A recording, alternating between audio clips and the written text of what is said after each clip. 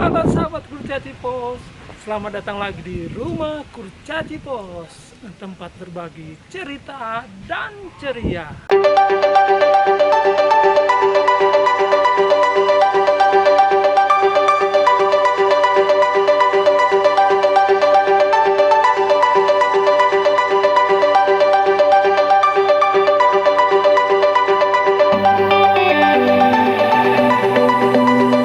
Nah, untuk kesempatan kali ini kita akan sharing soal menulis cerita itu bagusnya dari mana ya? Apa dari ide? Apa dari ending? Apa dari tema atau yang lainnya?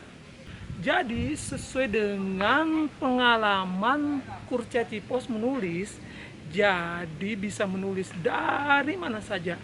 Mau dari ide bisa, dari tema bisa, dari pesan moral bisa, bahkan dari ending pun bisa, bahkan dari judul juga bisa. Jadi seperti kata pepatah, masih banyak jalan menuju ke Roma.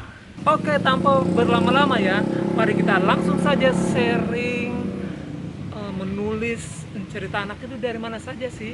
Jadi jangan sampai di skip video ini ya, nonton sampai selesai. Jadi setelah menonton video ini, sahabat Kurcaci bisa menulis cerita anak dari mana saja.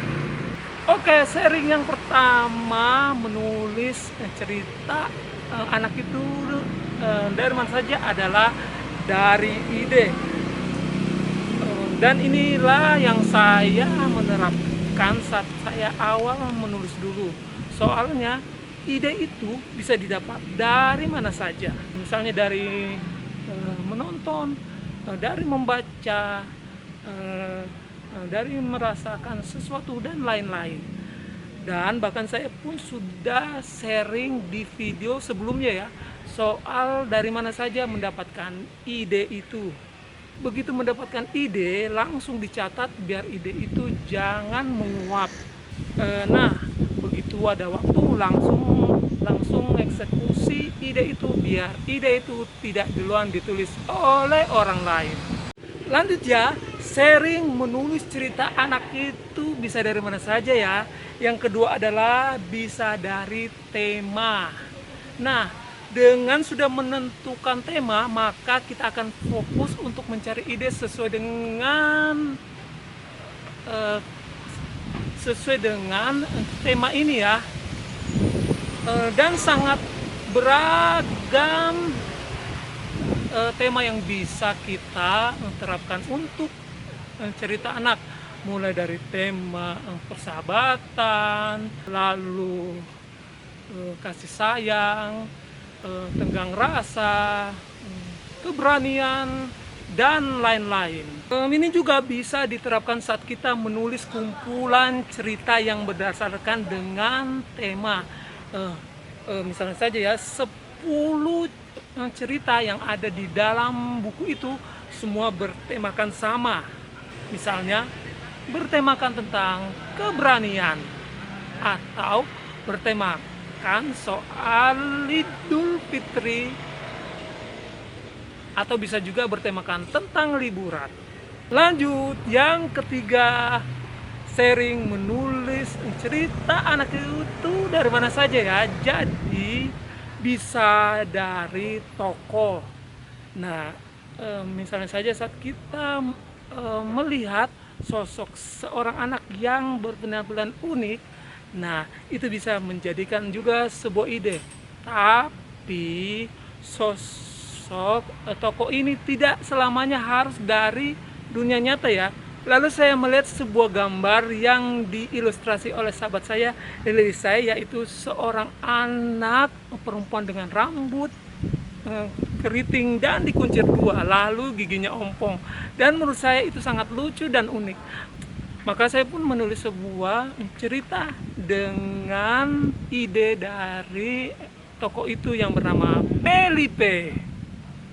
Lanjut ya, sharing menulis cerita anak dari mana saja, yaitu dari judul cerita. Jadi saya beberapa kali menulis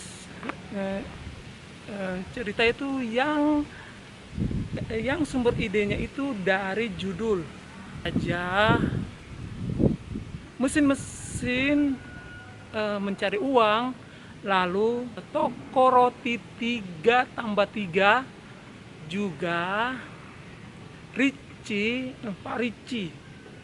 Bila yang didapat judul dulu, maka kita harus mempertahankan judul itu lalu menyesuaikan alur ceritanya berdasarkan judul. Jadi jangan sampai merubah judul yang sudah menarik itu. Lanjut, sharing menulis cerita anak itu bisa dari mana saja, dan ini bersumber dari endingnya. Soalnya saya beberapa kali menulis cerita itu dapat dari endingnya dulu ya. Nah, bila yang didapat endingnya dulu, maka kita bisa menentukan konfliknya, lalu menyesuaikan alur dengan endingnya. Untuk yang ini teman-teman ya bisa menulis beberapa alur yang sesuai dengan endingnya. Nanti bisa disesuaikan alur yang mana yang sesuai dengan endingnya. Yang selanjutnya, sharing menulis cerita anak itu bisa dari mana saja adalah bisa berasal dari konflik. Misalnya saja ya, ada dua sahabat yang tidak saling bertegur sapa. Nah, ini dicari nih apa konfliknya. Misalnya apakah salah paham, atau misalnya salah satunya lupa memenuhi janjinya atau lainnya.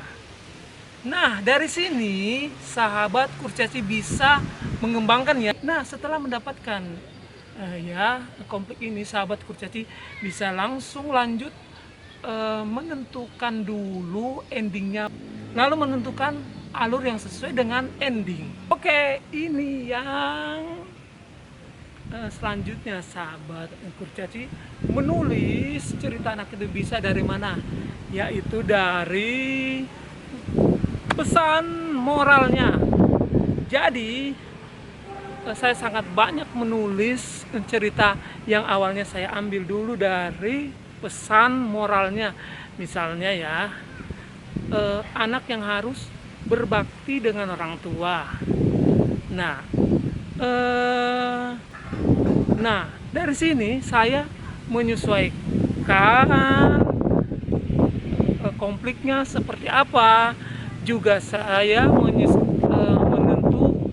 menentukan endingnya, lalu saya menyesuaikan alur sesuai dengan ending.